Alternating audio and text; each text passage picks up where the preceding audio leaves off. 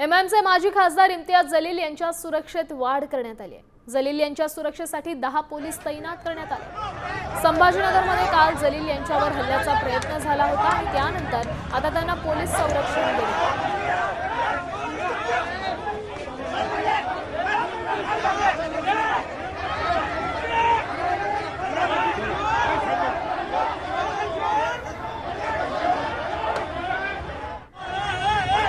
काल जे घडलेलं आहे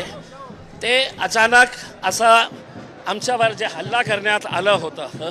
आम्ही ते सिच्युएशन कंट्रोल केली असती, पण आम्हालाही बघायचं आहे की पोलीस ज्या गुंड लोक आज या शहरामध्ये दहशत पसरवत आहे, कारण त्यांचे सगळे 2 नंबरचे धंदे आहे आणि त्यांच्याकडे खूप पैसा आहे, त्या पैशाच्या जोरावर तुम्ही बाहेरून गुंडे आणतात आणि आमच्यावर दिनदहाडे अशा प्रकारे आमच्या गाडीवर, आणि ज्या माणसाने कलीम कुरेशीचा मुलगा त्याच्या हातात काही हत्यार होतं, काहीतरी वाईट झालं असतं तर या शहराचं काय वातावरण झालं असतं तुम्ही विचार करा।